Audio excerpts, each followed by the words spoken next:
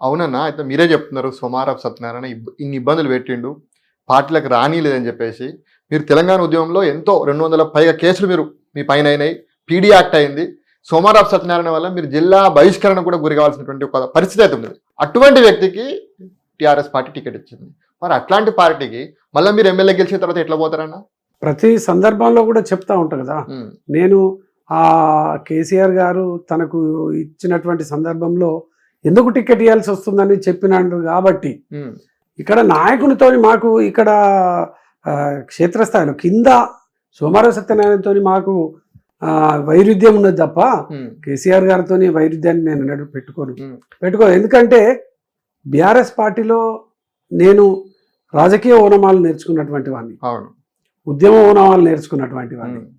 కేసీఆర్ గారు మాకు నేను చెప్పినటువంటి విధంగా మాకు తండ్రితో సమానం మాకు. అందుకోసమే వారి ఉద్దేశం వారి ఆలోచనకు మేము ఎప్పుడు కూడా ఉభయ ఉండేటువంటి వాళ్ళం కాబట్టి తనను మేము సరే మీరు అన్నట్టు నష్టమైనా ఇబ్బంది అయినా మాకు నీడనిచ్చినటువంటి పార్టీ ఒకనాడు ఈ స్థాయికి గుర్తింపు ఇచ్చినటువంటి యాక్ట్ అయింది.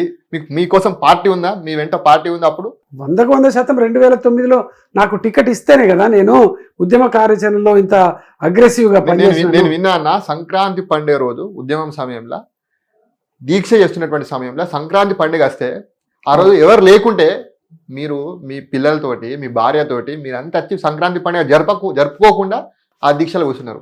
అట్లాంటి డెడికేషన్ మీద ఉద్యమం పట్ల అట్లాంటి వ్యక్తికి ఎందుకు టికెట్ ఇస్తలేదు? అప్పుడు ఇప్పటి కూడా మీరు గెలిచింది టీఆర్ఎస్ పార్టీ నుంచి కాదు, ఇండిపెండెంట్ గెలిచారు. ఆ తర్వాత మీరు బీఆర్ఎస్ లో కలిసారు.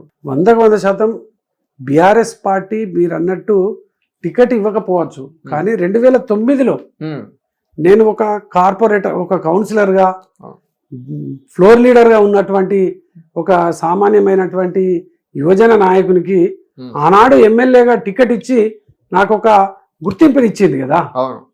మనము గుర్తింపు ఇచ్చినటువంటి సందర్భాన్ని మర్చిపోకూడదు. మధ్యలో కొన్ని ఆటంకాలు, కొన్ని ఇబ్బందులు జరుగుతూ ఉంటాయి.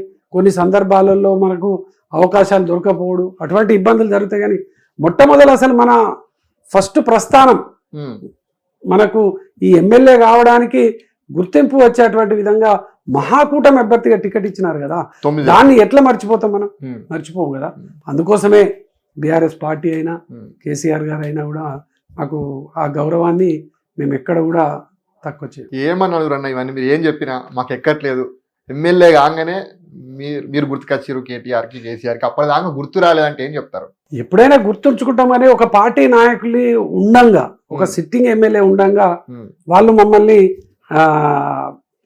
గౌరవించేటువంటి పరిస్థితి ఉండదు. అంటే గౌరవించినా కూడా బయటకు చెప్పేటువంటి పరిస్థితులు, ప్రేమ ఉండొచ్చు, ఒక కార్యకర్త మన కమిట్మెంట్ నాయకుడు అని గుర్తుండొచ్చు, గుర్తింపు ఉండొచ్చు, కానీ బయటికి చెప్పేటువంటి పరిస్థితులు ఇవాళ రేపున్న రాజకీయాలలో ఎమ్మెల్యేలకు కొంచెము చిన్న తేడాగా కనిపిస్తే వాళ్ళు పార్టీలు మారేటువంటి పరిస్థితి. అంటే అందుకోసమే వాళ్ళు ఎమ్మెల్యేలకు గౌరవం ఇచ్చుకుంటూ ఆ యొక్క 5 ఏళ్ళు 2014 నుంచి వెళ్ళి 2018 దాకా మేము మమ్మల్ని కొంచెం చేరదీయలేకపోయారని అయితే నేనైతే మనసులో నాకు అదే ఉంది. ఆ బాధ ఉందా మీకు?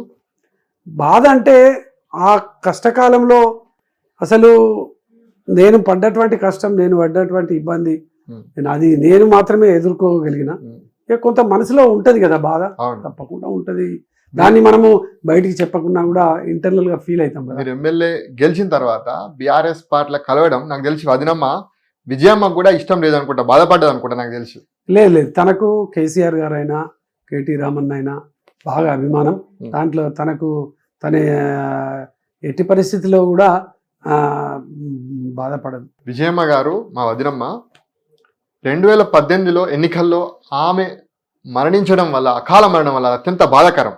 ఆమె మరణించడం వల్లే ఆ సానుభూతితోటే మీరు ఎన్నికల్లో గెలిచిరని చెప్పేసి కొంతమంది ప్రత్యర్థులు కావచ్చు, కొంతమంది ఆరోపణ చేస్తున్నారు. అది నిజమా? ఒప్పుకుంటారా? ఎట్టి పరిస్థితిలో కాదు. ఎందుకంటే నేను తను ఉండగానే 2014లో ఎమ్మెల్యేగా పోటీ చేసినప్పుడు మాకు జస్ట్ 2300 మార్జినే.